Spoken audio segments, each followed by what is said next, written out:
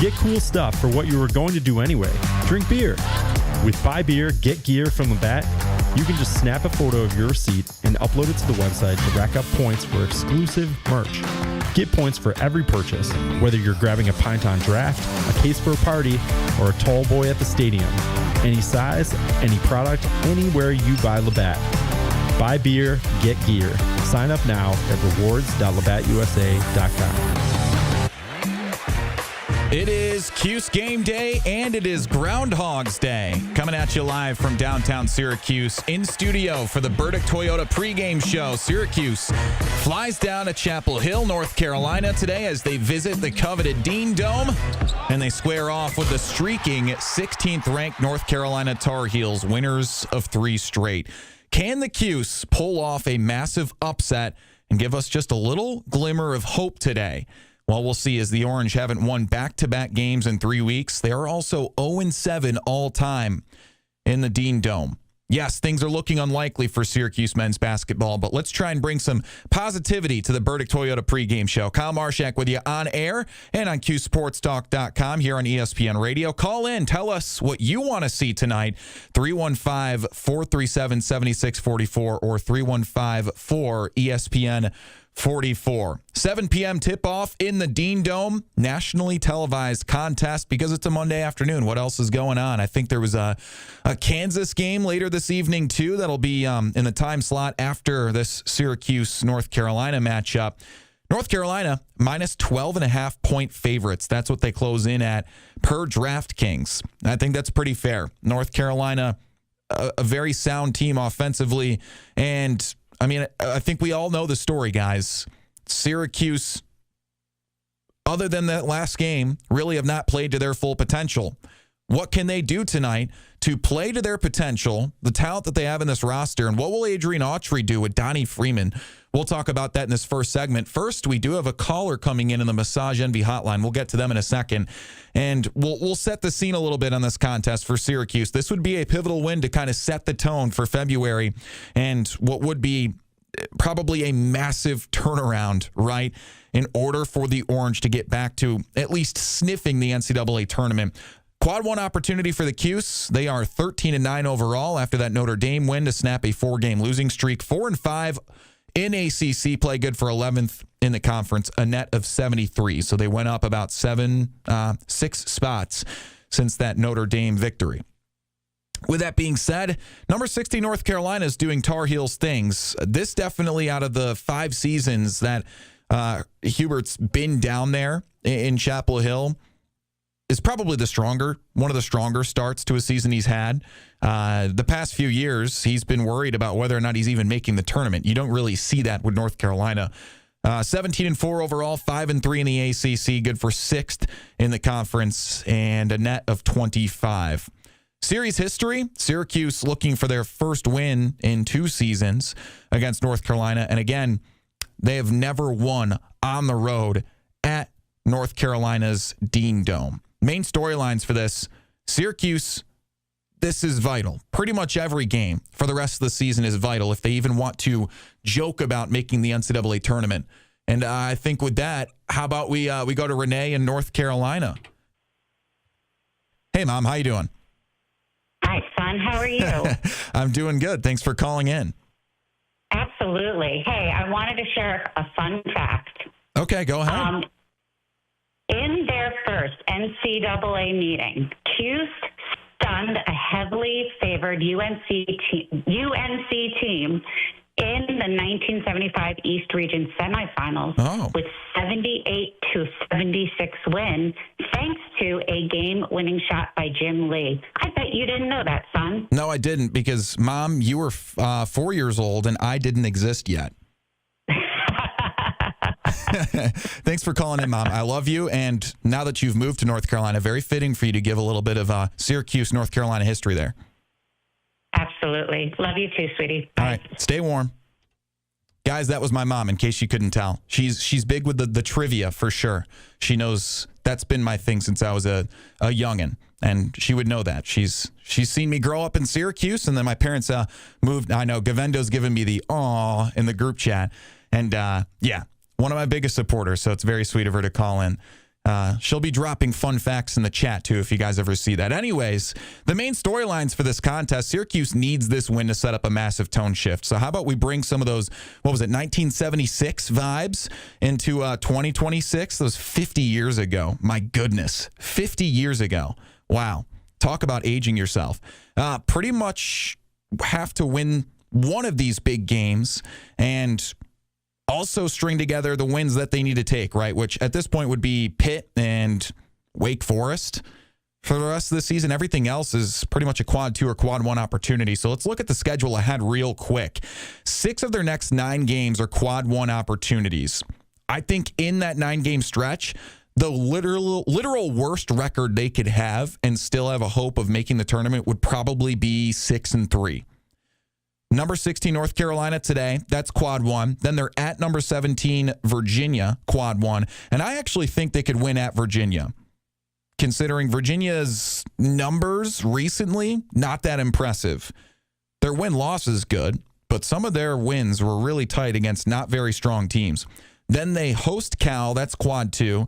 Then they host SMU, quad 2, but could age into a quad 1. SMU was 31 in last week's net. At Duke, quad 1, I think we can chalk that up to an L. Then they host North Carolina. You never know when you host North Carolina. Remember, it was just last year or 2 years ago, that Syracuse had a couple of ranked wins at home for no reason, really. At Wake Forest, that'll be a tough one, but probably one that they would have to win. And it right now would be a quad 1 win. Wake Forest is 75th, literally right there on the border. At Louisville, quad 1, and then they host Pitt to end the season, and I think Syracuse would go up in flames if they lost at home to Pitt to end the season. So that's kind of an overlook, right? If we're looking at it from 50,000 feet, that's why this game's important. It slingshots Syracuse into a strong finish to the regular season. If we look at it in a microcosm of the X's and O's, everyone, including Tim Leonard, who just got off air here at ESPN Syracuse for Drive Time, is talking about whether or not Donnie Freeman should or will start against North Carolina. I'll give you guys my opinion real quick. Not starting him against Notre Dame was a great stylistic advantage and also just the right time to make a big change if you're Adrian Autry, the head coach of the Orange. Stylistically, I don't know if today's the contest where you have Sadiq White in the starting lineup over Donnie Freeman. I don't mind Sadiq White getting more minutes. Sadiq stretches the floor, and we need that from time to time. Against a team like North Carolina, I don't know if that's the case. So let's break down the numbers real quick before closing out this first segment and talk about Donnie Freeman, his impact on and off the floor. We've gotten to see a healthy sample size of what this team looks like with and without Donnie Freeman either starting or just not playing at all. Freeman has played in 13 of 22 games this year, so he has missed 9 games. And then you count Notre Dame a few days ago, and that is 10 games overall where he has not played, 36 minutes, let's say, just as a random line. Overall, Syracuse is 7-6 when Freeman isn't the leading scorer. Okay, so I think that's a small note. Probably doesn't mean too much because it's almost a 500 record anyways, but just something to throw out there. The team is clearly better when he starts. I think I am probably walking back on myself a little bit because last game I was shouting from the rooftops. It was a brilliant move by Adrian Autry to not have Donnie Freeman start. It was time to make a change, and although he's the best player on the team, there's no arguing that. It was definitely a tough decision, but a necessary one for Autry, who probably was sitting there with his clipboard late at night thinking, we got to make a change in the lineup, and the only one that makes sense is taking out Donnie. And it's probably because of Donnie's defensive abilities. When Donnie wants to be a good defender, he is. He's 6'9", he's big, he's athletic, he plays above the rim. But he cannot stretch the floor. Similar to Kai and Anthony. Although, different sizes, slightly different positions, where they have this strong athletic skill set, but their feet don't necessarily pass the eye test.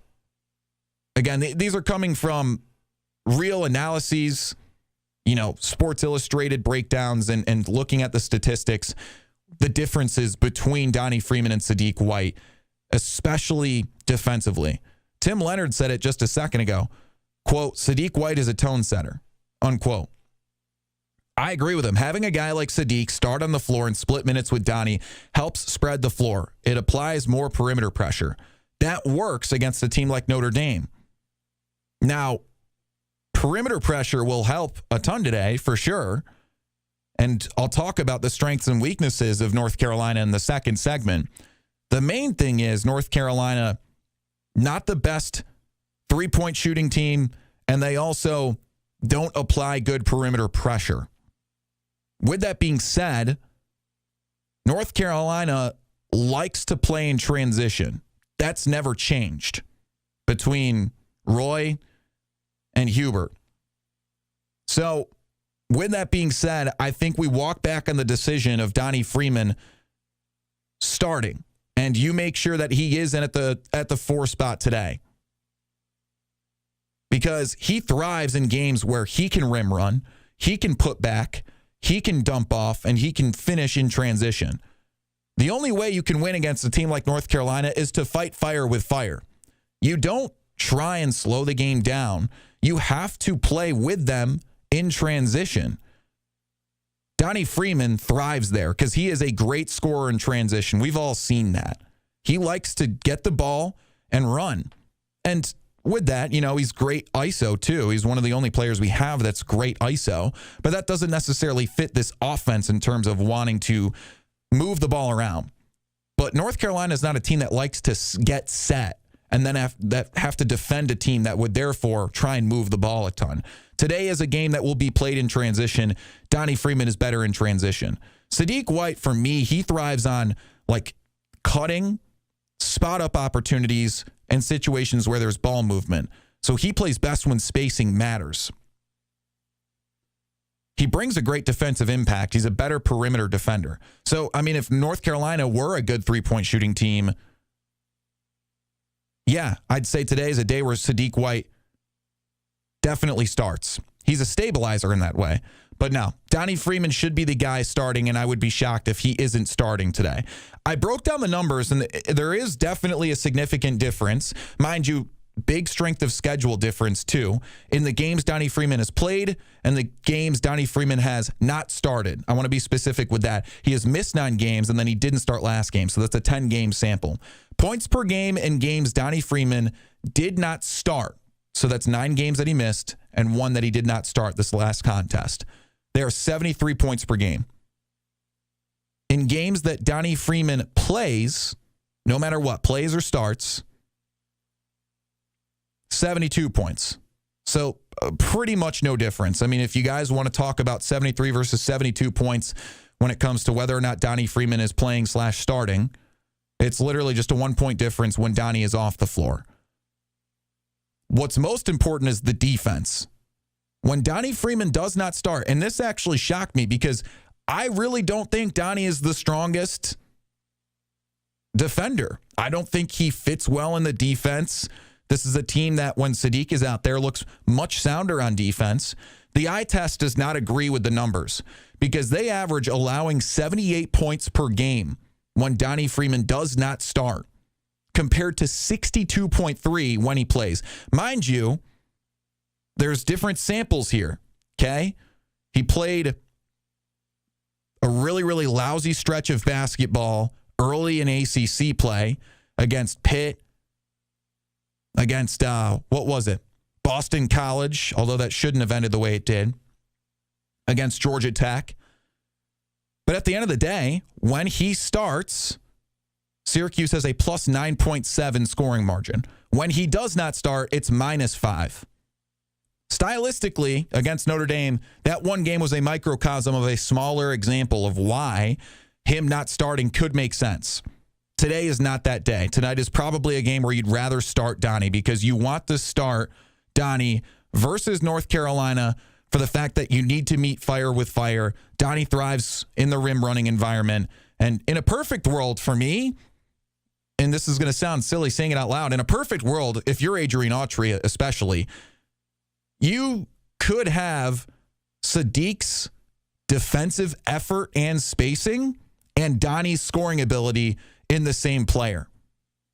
if we lived in an imaginary world where we can combine Sadiq's defensive spacing and Donnie's pure scoring ability and rim running ability into one player, Syracuse would be in the tournament, in my opinion. Because don't get me wrong, it's not just one position, the 4 spot, that we're concerned about. There are other things that Syracuse needs to fix. The turnover issues, not necessarily Donnie's fault. But Sadiq's defensive ability, really just his defensive effort, but also his ability to space, and Donnie's scoring ability in the same player would be the best case scenario. That's why Sadiq would ever start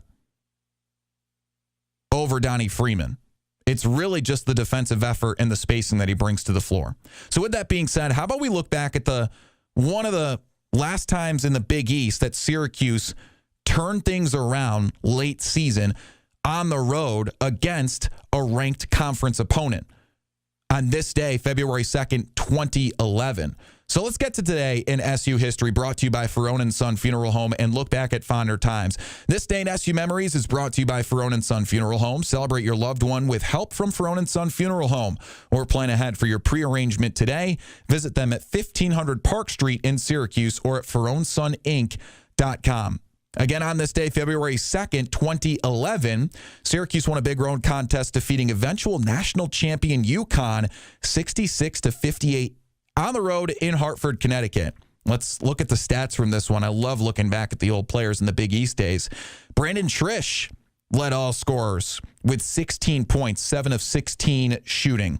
Rick Jackson, 13 points, 13 rebounds, 3 assists. Chris Joseph, 11 points. And this I'm just going to throw in here because I have a cute story about it. Bai Musakita, I don't know if you guys remember him, was a center that sometimes started, sometimes didn't, in that like 2010 to 2013 range for Syracuse. He had 4 points, and then he was second on the team in 11 rebounds. He did have a good game that day. Just as a random fact, I grew up in Cicero, in a neighborhood off Lakeshore. Bai Musakita was my neighbor. And my dad never believed me when I was a little kid running around saying, I played basketball with Bai Musakita today. And my dad's probably just thinking like, oh, my kid probably just saw someone really tall and thought that it was Bai Musakita. No, Bai Musakita was, he was partners with someone who lived in my neighborhood, and he was at the house often, and he would stay there. And I would drive around the block in my bike, and I would play basketball with the kid from that household, and then he would come out and play basketball with us. Really funny story. Lo and behold, I'm playing catch with my dad out front in the yard one day, and Bai Musakita comes rolling around the block on the biggest bicycle you could ever imagine, because he was 7 foot. Like, it had to have been a custom-made bicycle. It was freaking gigantic. And I look at my dad, and I was like, I told you so. I told you. I told you that Bai Musakita lived in our neighborhood. So shout out Bai Musakita. I guarantee you he has no idea who I am. I haven't seen him in years, but I hope he's doing well. I know he went overseas after his time in Syracuse. So shout out Bai Musakita. Anyways, at the end of that season, 2011, Syracuse went on to earn a 3 seed in the tournament and lost in the Sweet 16 to 6-seeded Marquette, 66-62. And again, ironically enough, UConn went on to win it all. So a look back at fonder times when Syracuse had a big road-ranked win in conference play against UConn back in 2011. Can they get a road-ranked win today in Chapel Hill? Their first ever victory, it could be. They're 0-7 all-time at the Dean Dome. What will Syracuse have to do to pull off the upset? Well, stick around, find out next in our upcoming segment when we hit our scouting report built by IKEA. You're listening to ESPN Radio. This is Orange Nation. Paulie Sibilia. Yes.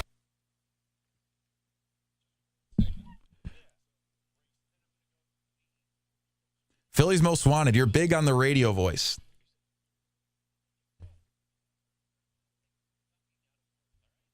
I really appreciate that, Philly.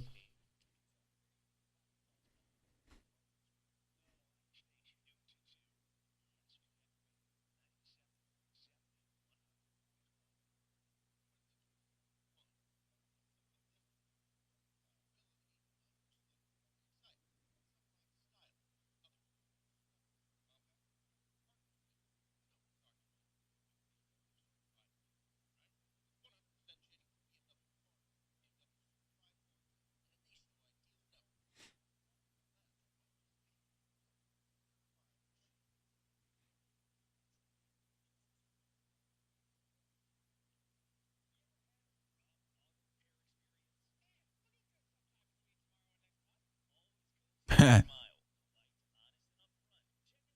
appreciate that, guys. Oh, yeah, that's right. He didn't start against Clemson. I guess I didn't think about that because he was coming back from injury.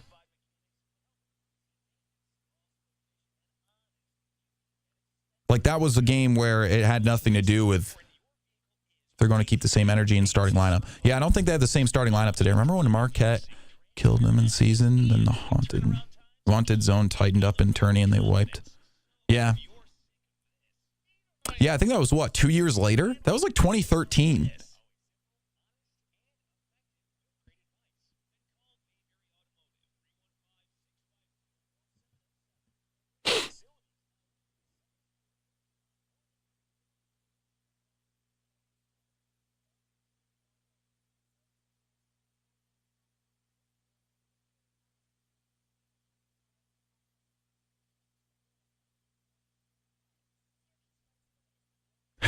Dude, it was the biggest bicycle I've ever seen in my entire life. Genuinely.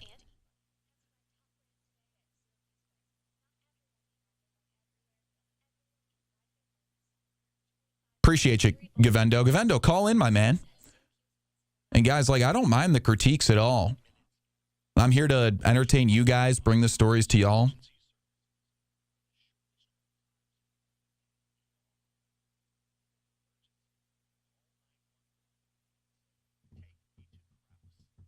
Looks like we got a caller.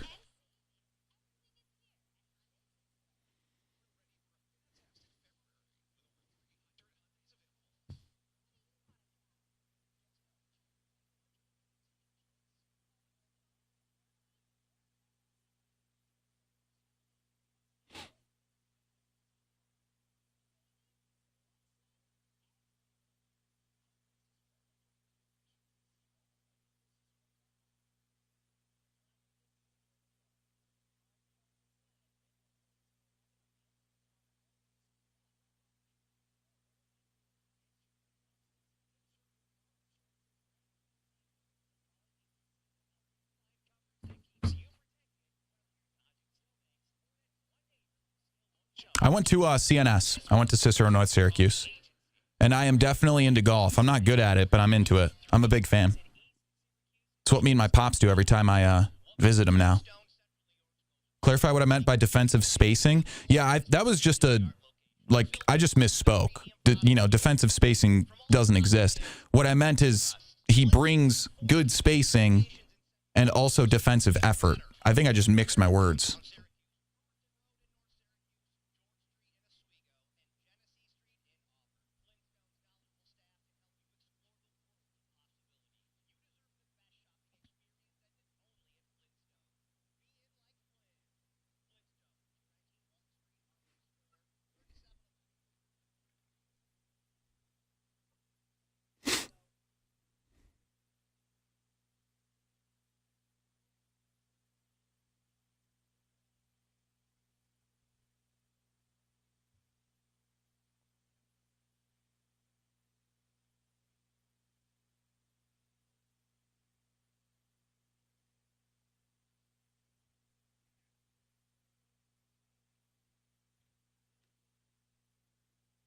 Segment 2 of the Burdick Toyota pregame show. Syracuse men's basketball back in action, just 2 days separated from a 14-point victory at home to snap a 4-game skid against Notre Dame.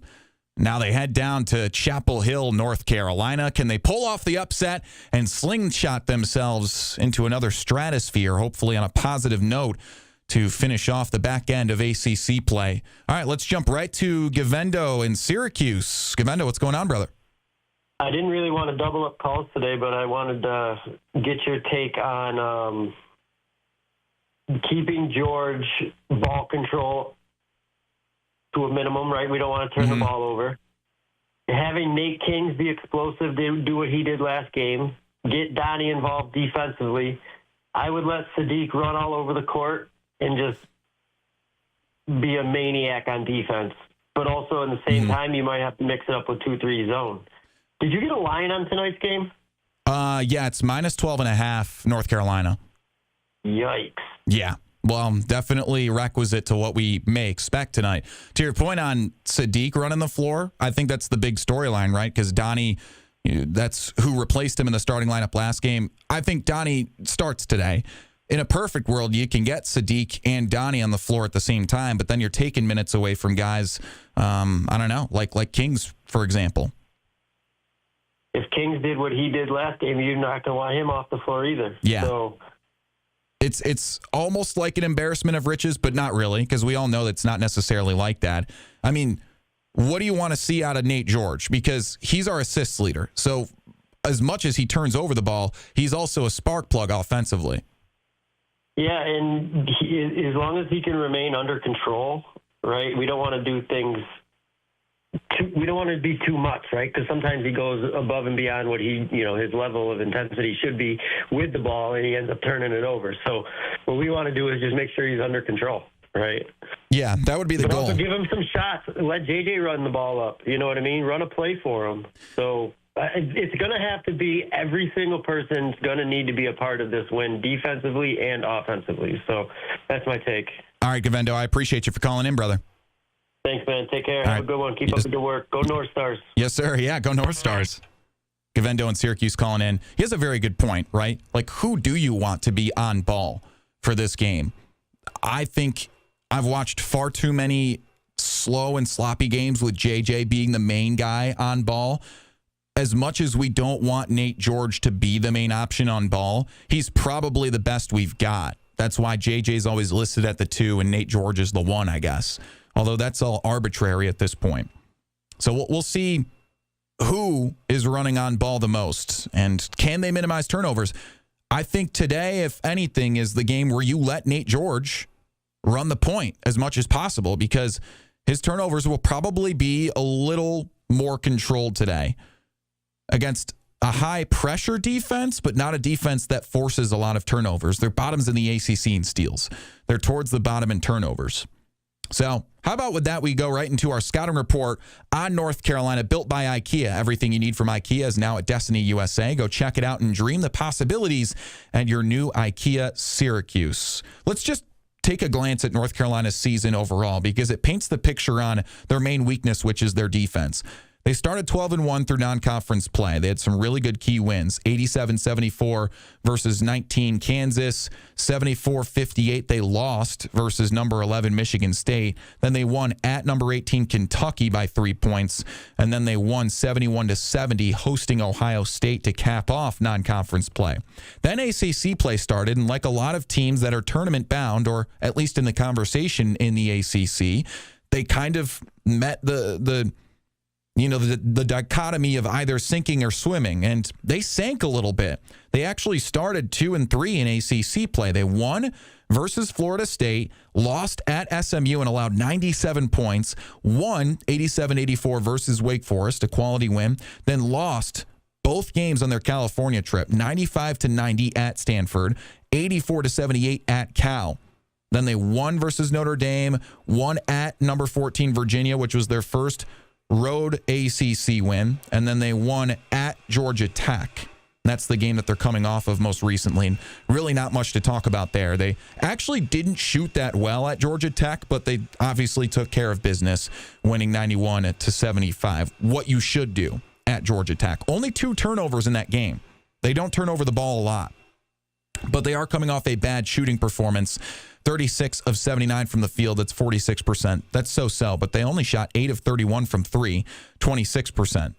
Perimeter play, defensively and offensively, is also a weakness of North Carolina's.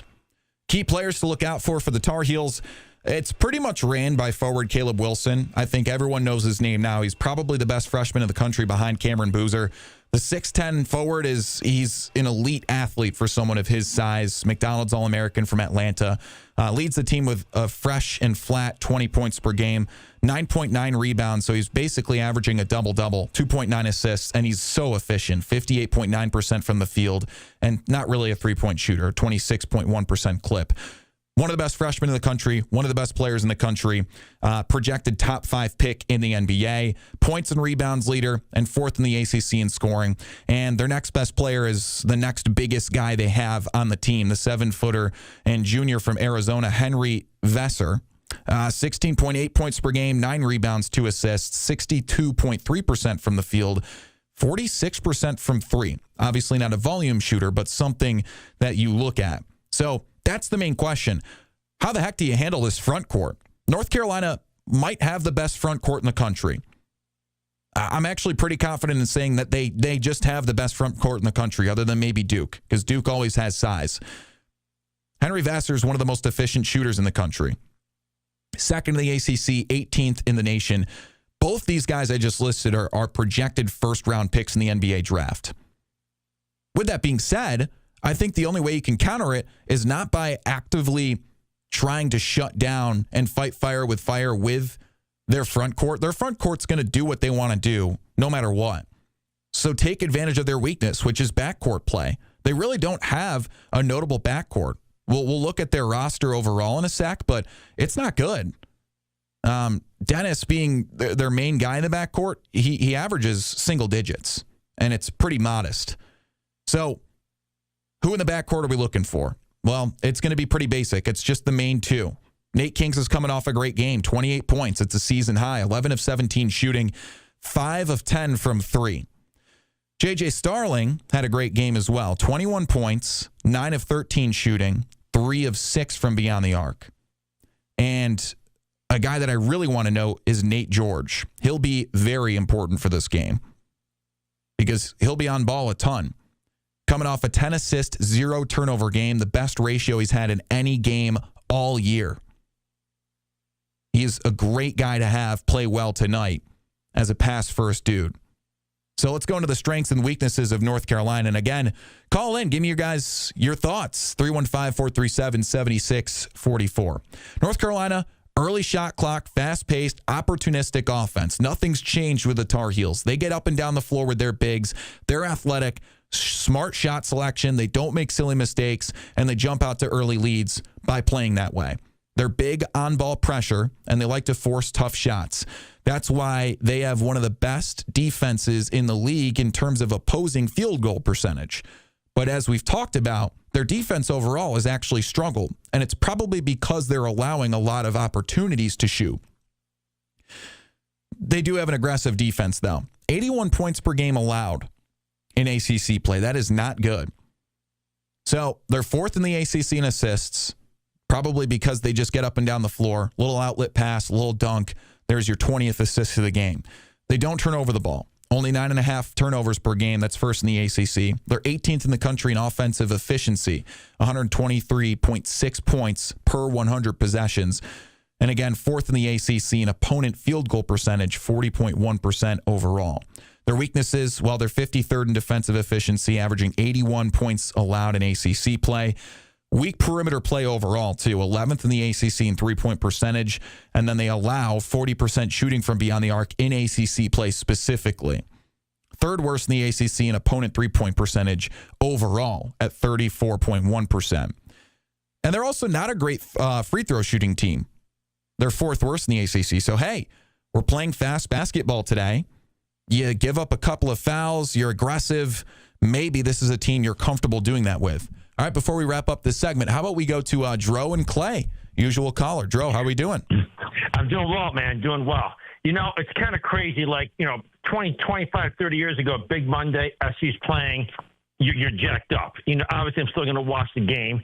I mean, I guess the question I have is, would I be surprised? Here's the question I'll ask, and I'll answer myself. Would I be surprised if Syracuse wins tonight? I would not be surprised because they have the talent. Do I think they're going to win the game? They're probably going to find ways to lose the game. And I think that's where the frustration comes. Because, again, I've said all along, I think the talent is there. I just don't know if we can actually, pull off a win here. What do you honestly think? Would you be shocked if we won tonight? I really wouldn't be shocked, no. I mean, right, okay. That's the thing, Dro. You've seen it for years, and especially for the past few years. This team gets up for big games and gets down for small games. Last game was the first we've seen in a while where they just actually whooped a team that they should whoop. And they were actually playing with a sense of urgency on Saturday, almost kind of like they knew if they didn't get this done, maybe things change up at the university. Who knows? I'm not saying that was the case, but I'm saying is they came out with a sense of urgency that night, like ready to play. So can that bring that urgency tonight? That'd be nice, you know. Then look, listen, this team's not going to make the tournament. I'm not trying to get it twisted. I'm not being a homer, but I want a competitive game tonight. That's all I'm asking for at this point. Yeah, something competitive would be huge at the very least. Right, exactly. And then see where you go from there. And, you know, as far as, you know, people, you know, he did some different things to the lineups. Let's see. Hopefully they come out with the same sense of urgency tonight. So we shall see. Absolutely. All right, Dro. I appreciate you, brother. Talk to you. Yeah, you be good. Bye-bye. Take care. That's Dro and Clay calling in to wrap up segment 2 of the Burdick Toyota pregame show. Coming up next, we'll talk about how Cuse can exploit these weaknesses in our keys to the game. You're listening to ESPN Radio.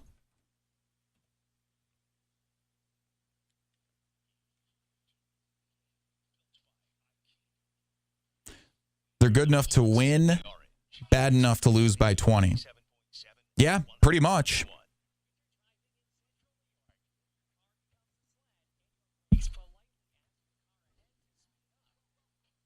If you're going to be competitive, might as well win. Well, Supercat, I don't think it's about controlling tempo today. I mean, you'd like to, but I don't know if North Carolina is a team that you even hope to control tempo. You have to play with them. You have to play fast-paced with them. And that's why talking about, like, what type of game you're going to play fast-paced is important. Like, maybe you take early shot clock threes in a game like this. That might be your only way to jump out to an early lead. It's not, you know, necessarily recommended, but this team is going to take early shot clock shots a ton. You have to play fast pace with them. You want to play into their strength. Yeah, I mean, yeah, you kind of have to. You have to fight fire with fire. I mean, don't get me wrong. On defense, if you can stop them and put them in a half-court offense, that's the best-case scenario. But in terms of when we're on offense, you kind of want to run the floor. Syracuse isn't good at playing half-court offense anyways. Game theory needs to be taught in high school. I agree.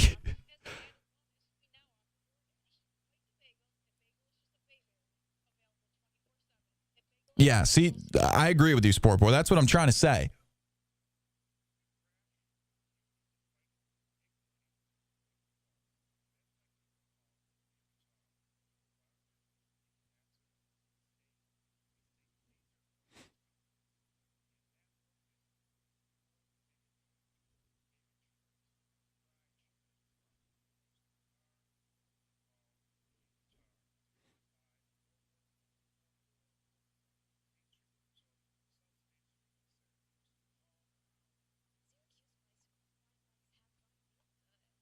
I wonder how the YouTube chat is doing.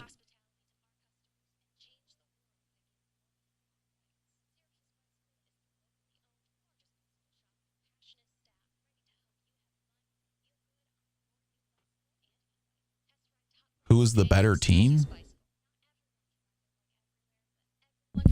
I'm confused by that question. Is that rhetorical?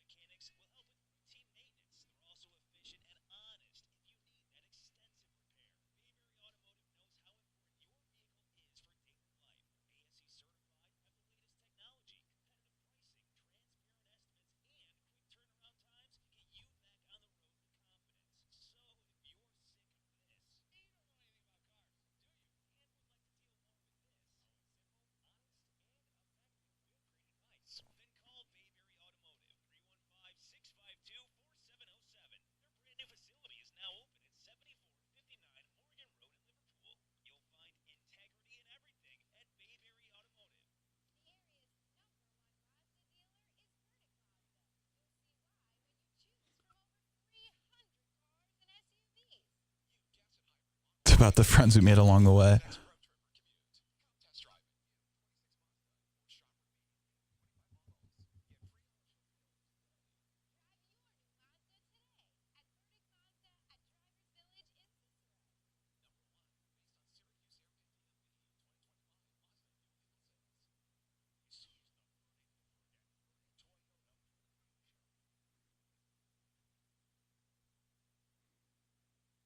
Segment 3 of the Burdick Toyota pregame show. Syracuse men's hoops fly down to Chapel Hill. They take on number 16 North Carolina. Look to string together back-to-back wins for the first time in 3 weeks. Kyle Marchak hanging out with you here on QSportsTalk.com and ESPN Radio. Call in. Tell us what you want to see tonight. 315-437-7644. And with that, how about we go straight to our Massage Envy hotlines? We've got Vito and Clay. Vito, what's going on?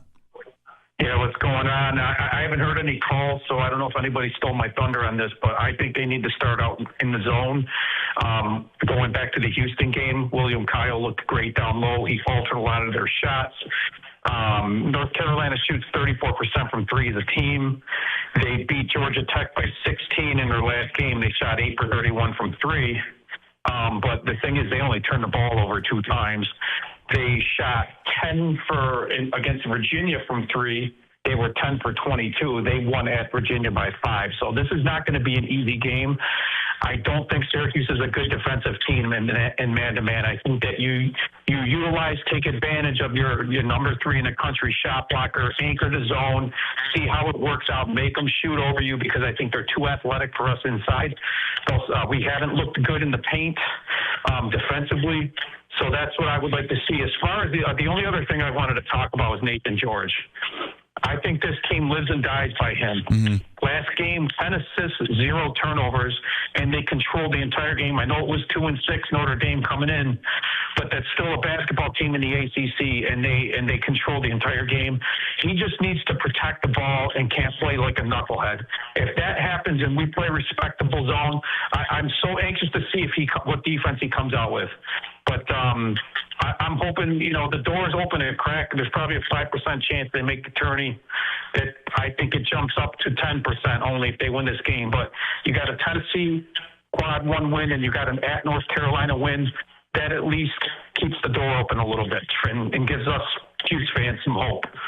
Yeah, I absolutely agree, Vito. Thanks for dropping in. Yeah, I mean, at the end of the day, he's not wrong. Winning at North Carolina would boost the odds a little bit. So if we look at it from the macro, that's why we want to win this game. But in terms of the X's and O's, I do agree with them that coming out with an aggressive playing style and a pass-first offense like we've seen in close games like Houston or wins like Tennessee would help. I have to disagree with Vito. I don't think the 2-3 zone is the answer. Don't get me wrong. Syracuse does not have a great defense. The 2-3 zone's not going to help against a fast break team, though. You don't want to worry about getting set in a 2-3 zone against a team that couldn't care what defense you have. They're just going to rim run. So I'm going to have to disagree respectfully with Vito there. The 2-3 zone is not the answer against North Carolina. With that being said, how about we get to our Krause Hospital injury report? Syracuse, clean bill of health. North Carolina, 3 guys that are out or questionable. Only one of them is really of any impact. It's Ivan Matlakovich, the sophomore center. Used to get some minutes. He's been out for a couple of games now. Helps on the glass, not really a scoring option. High point transfer, again, doesn't really score, but he can help on the glass. The other guy that's questionable, James Brown, sophomore forward, kind of a non-factor, and Isaiah Dennis, the freshman guard, out with an undisclosed injury since early in the season, also kind of a non-factor. Keys to the game for Syracuse, you need to have sound backcourt play. You're facing a team that applies a lot of pressure on defense. They're not going to force turnovers, but how about we not shoot ourselves in the foot? And let's play sound in the backcourt today. If Kings and Starling and George can combine for 50-plus points like they did last game, life becomes a lot easier that way. Key number 2, North Carolina, you got to force them into a half-court offense. They thrive in the fast break and early attacks. If you apply the same defensive effort that we've seen from this team in games like Houston or Tennessee and get up the floor and set early and force them into a half-court offense, you take away their best ability, which is super athletic front court play that can actually run with the backcourt guys, with the guards. So we'll see. Obviously, there's going to be plays where just athleticism versus athleticism, North Carolina is going to outweigh Syracuse. But as often as possible, they can get up the floor and get set and force them into a half-court offense, the better chances you have of stalling out their offense because they like to play fast, and that's what they thrive off of. And in terms of playing fast, they create extra possessions. What helps that is their rebounding. So how about we go out there and we win the rebounding battle? This is probably the least likely to happen out of the three, in my opinion. North Carolina's 4th in the ACC in boards, 5th in rebounding margin. Somehow, we find a way to limit the boards, and that would be massive for Syracuse. So let's limit their second chance points today. All right, that's segment 3 of the Burdick Toyota pregame show. Coming up next, we're going to talk about the upstate import starting lineups and a player that we need to perform. And, hey, how about you guys take these last few minutes before a 7 p.m. tip-off and call in 315-437-7644. All right, I'm Kyle Marchak on ESPN Radio. We'll be back in a second.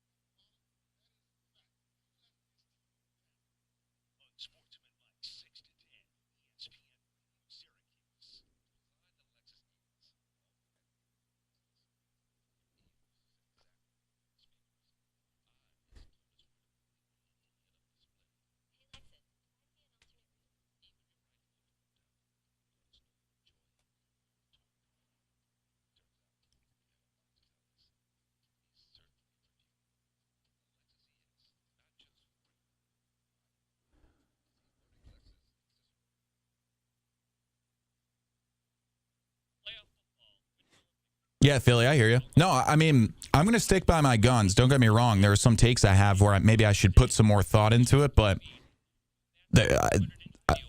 I don't see a world where... Hey, what's up? I don't see a world where a 2-3 zone is going to help against North Carolina other than making North Carolina shoot threes, which they're not great at. Otherwise, like, North Carolina is just going to... They're going to zone bust us. I don't think there's any point in trying to play a zone when they won't even have the time to get set into the zone.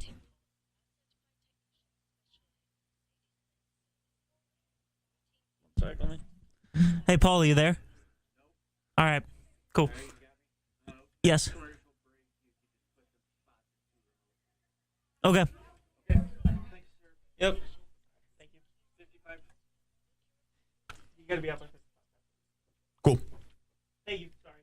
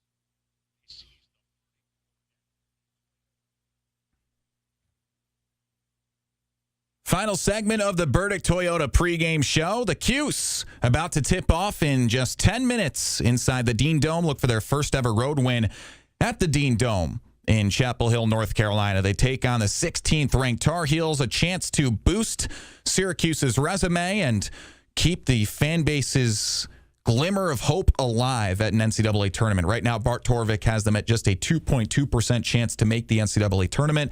If there's any chance at a massive turnaround, it starts here. Kyle Marchak with you on QSportsTalk.com and ESPN Radio. Call in. Tell us what you want to see over the next 5 minutes. 315-437-7644. Real quick, the Upstate Imports starting lineups have come in. So let's take a peek.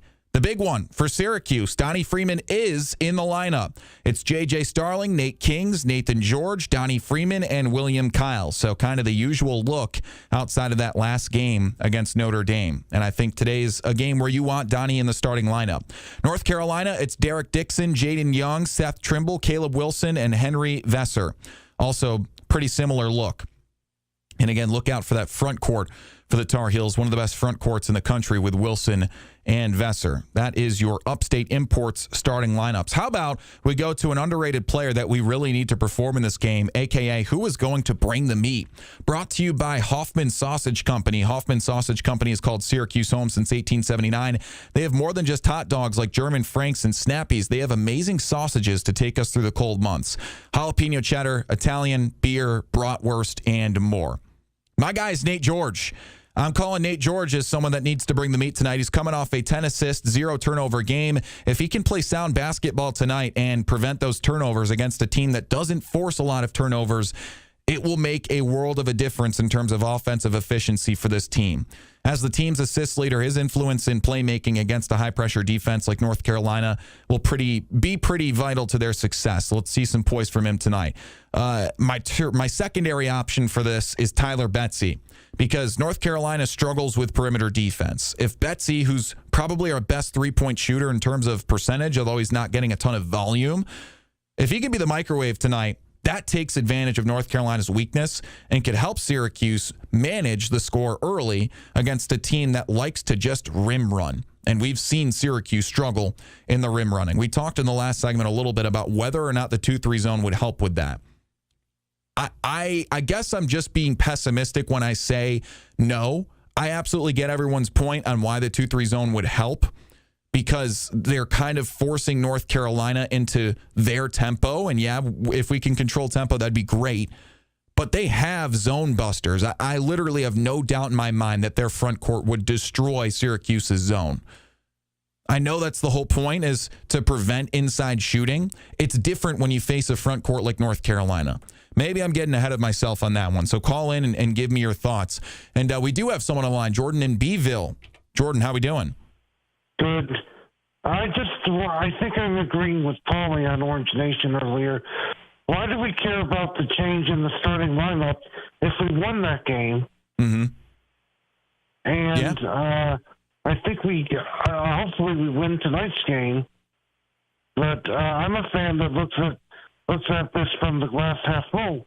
If we won tonight's game, if we won the last game against Notre Dame, and then